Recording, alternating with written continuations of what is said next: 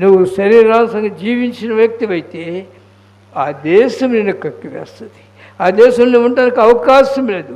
ప్రియ సోదరుడా, దేవుడు ప్రేమమయుడే, ప్రేమించాడు, తనకున్న సమస్తం త్యాగం చేసినాడు, దాసుడికి లోకంలోకి వచ్చినాడు, కంపు కొట్టే నన్ను నిన్ను కౌగిలించుకున్నాడు, ఆ రక్తంలో నిన్ను కడిగినాడు, ఆయన దేశానికి తీసుకెళ్ళటానికి వెళుతూ ఉన్నాడు. అయితే ఆ దేశం నిన్ను కక్కివేయకుండా అంటే ఆయన చెప్పినారు, నా గొర్రెలు నా స్వరమేను, అవునని వెంబడించు, వాటిని నిత్య జీవాన్ని ఇస్తాను. నీవు దేవుని ఆజ్ఞ గైకొనకుండా నిత్య జీవం నీవు పొందలేవు. దేవుని మాట ప్రకారం జీవించకుండా నిత్య జీవం పొందలేవు. కనుకనే ఇప్పుడు చదవండి, నీ దేవుడనే యెహోవాను నేనే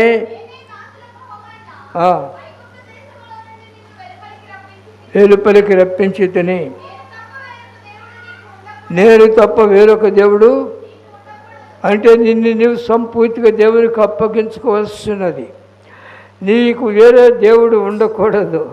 వేరే దేవుడు ఉన్నాడా లేడా అంటే నేనే విగ్రహారాధన చేయనయ్యా, నేను పుట్టు క్రైస్తవుడను, మా తాతగారు పాస్టరు చెప్పొచ్చేమో. ఈ వస్తా నేను గట్టిగా గద్దుకుని వచ్చాను, చెప్పని కూడా చెప్పాను, పబ్లిక్ మీటింగ్ ఆ ప్రసంగంలో చెప్పాను. నేను ఇతరులు నా కుటుంబానికి చెప్పుకోలేను, నేను ఇతరులకేమి చెప్పగలను? నా కుటుంబమును నేను సరైన మార్గంలో నడిపించుకోలేను, నేను ఇతరులను నడిపించగలను? ఇదిగో నా దగ్గర పెరిగేవారు ఉన్నారు, నా నుండి దూరంగా ఉన్నవారు ఉన్నారు, వారు ఎన్ని చెప్పిన వెంటలేదు. అక్కడే కూర్చొని నా కోడలు ఎన్ని చెప్పిన వెంటలేదు. బయటకు వచ్చాక ఎందుకు కారులో సంచి పెట్టావు, జానపాలు వింటున్నాడేమో, ఎందుకు వచ్చినావు, బుద్ధి మారదా, ఎందుకు పరుగులెత్తుతావు నువ్వు లోకంలోకి? నేను దేవుడు ప్రేమించి బయట తీసిన తర్వాత మళ్ళీ ఎందుకు విగ్రహాలకు గృహాల్లో ఉంటావు? ఎందుకు వ్యభిచారులతో సహవాసం చేస్తావు? ప్రియ సోదరుడు, ఎందుకు వేరొక దేవుడిని సేవిస్తున్నావు? నీ శరీరమే నీకు దేవుడా? శరీరిచ్చిలే దేవుడా? లోకంలో ధనమే దేవుడా? ఏది నీ దేవుడు? నేను తప్ప వేరొక దేవుడిని కొనకూడదు. నిజముగా నీ వాక్యం నీ హృదయంలో పరుచుకోగలిగితే ఆయనే నీ దేవుడు. ఎందుకంటే నీ విశ్వాసం హృదయంలో విశ్వసించినట్లయితే ఆయన నువ్వు ప్రక్కకు పోవు. ఎందువల్ల యెషయా గ్రంథం 43వ అధ్యాయం మొదటి భాగంలో చెబుతున్నాడు, చూడండి, చదవండి, త్వరగా చదవండి. యెషయా గ్రంథం. అయితే యాకోబు నిన్ను సృజించిన వాడు యెహోవా, ఇశ్రాయేలు నిన్ను నిర్మించినవాడు ఇలాగ సెలవిస్తున్నాడు, నేను నిన్ను విమోచించున్నాను, భయపడకుము, పేరు పెట్టి నిన్ను పిలిచిన్నాను, నీవు నా సొత్తు, జలములలో బడి దాటు కొడు బలమయ్యోడెదను,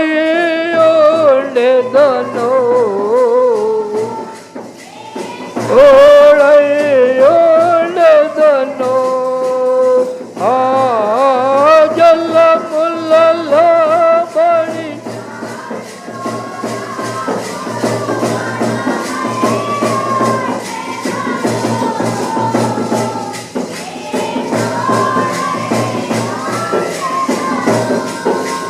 నదులలో వేళనప్పుడు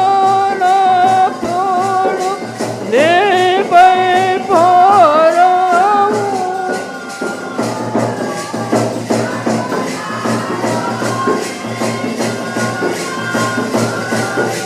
నీపై భారము, అగ్ని మధ్యలో నడసినను, అగ్ని మధ్యలో నడసినను, జ్వాలలు నిన్ను కాల్చగలేవు,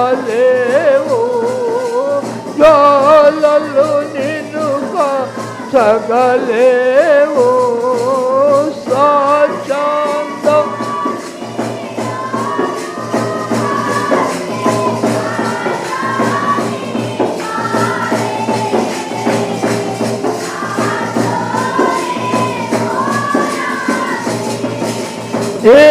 తడి తలుపులు పగులగొట్టెను, నిన్ను పగడియలను, వెళ్ళగొట్టెదను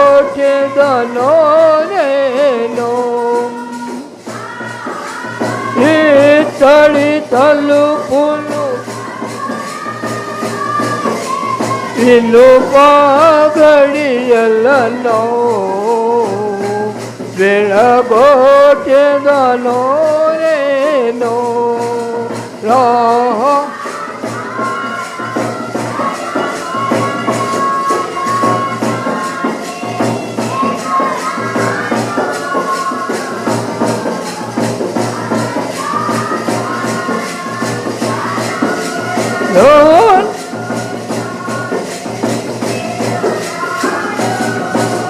Lord, సమలో మరుగైన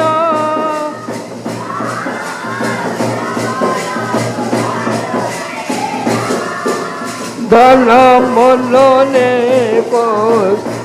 సోదరులా, ఎంతవరకు దేవుని ఎందుకు విశ్వాసం నీకు, ఎంతవరకు మనం దేవుని ఎందుకు నమ్మకించున్నాము? ప్రేసోలరా, ఆయన చెబుతున్నారు, నీవు ఎక్కకుండా నీవు నా సొత్తువి, నేను తల్లి గర్భంలోకి ఏర్పరచుకున్నాను, నువ్వు భయపడవద్దు, నేను నీతో ఉన్నాను. నువ్వు జలముల్లో పడి వెళ్ళినా, ఎక్కడ అగ్ని మధ్య నడిచినా ఏది నేనేమి చేయలేదు.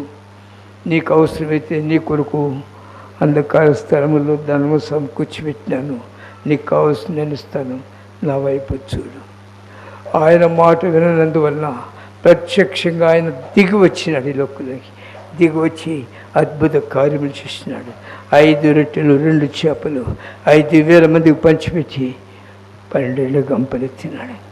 మిగిలిన ముక్కలను ఎలాంటి అద్భుత కార్యములు, పుట్టుకుంటే వారిని కళ్ళు ఇచ్చినాడు, పుట్టుకుంటే వారికి కాళ్ళు ఇచ్చినాడు, చనిపోయిన వారిని బ్రతికించినాడు.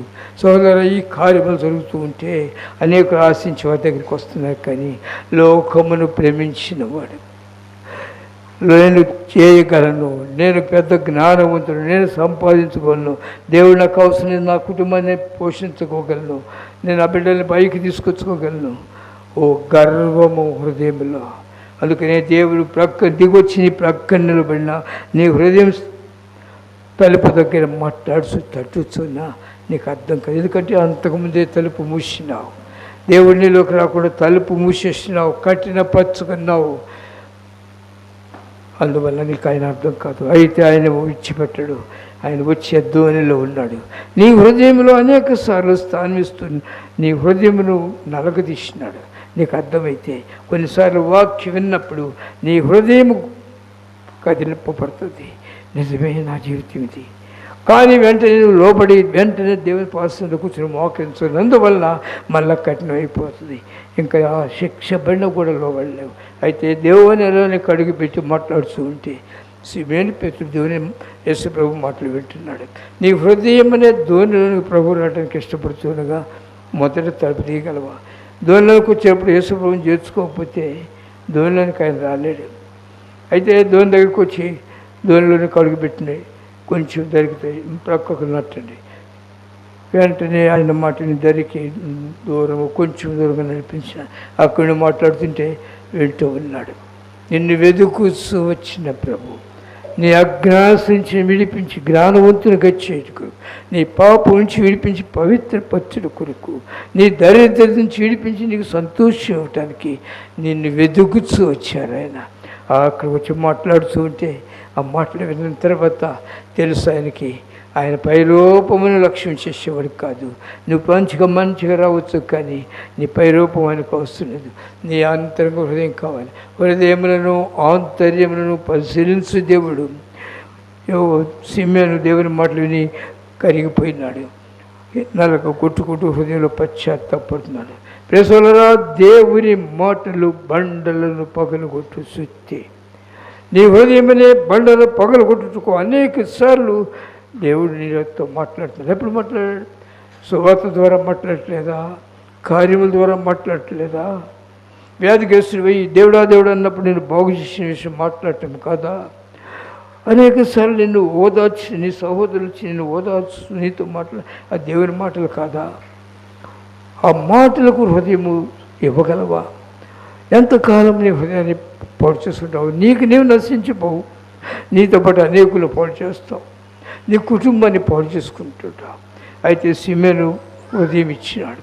అది గ్రహించిన ప్రభు, సిమెను నీ ధోనిని లోతుకు నడిపించు, నువ్వు నోరు తెరిచి నేను పాపినని చెప్పగలిగితే నీ పాపములన్నీ ఒప్పింపజేసి పరిశుద్ధాత్ముని మీద ఉంచుతారు. ఆయన పాపమును కూర్చో, నీతిని కూర్చో, తీర్పును కూర్చో ఒప్పింపజేసి నిన్ను కడిగి పవిత్ర పచ్చు వరకు దేవునాత్మ నిన్ను ప్రెస్ చేస్తూ ఉంటుంది, ఒత్తిడి చేస్తూ ఉంటుంది. ఈ మెట్టులోనికి వెళ్ళకపోతే నువ్వు ఎప్పుడైనా పడిపోవడానికి అవకాశమే. నువ్వు పెద్ద పాస్టర్ గారి కుమార్తె కావచ్చు, ఫలితమేం లేదు. నువ్వు దేవుడు నీతో మాట్లాడే సమయంలో దేవునికి ఇవ్వాలి. దేవుని లోతుకు నడిపించు. దేవుడు నాతో మాట్లాడాడు, ఇంకెందుకు లోతుకు నడిపిస్తాను కాదు, ఆయన దగ్గరికి వెళ్ళి ఏడుస్తున్నాడు.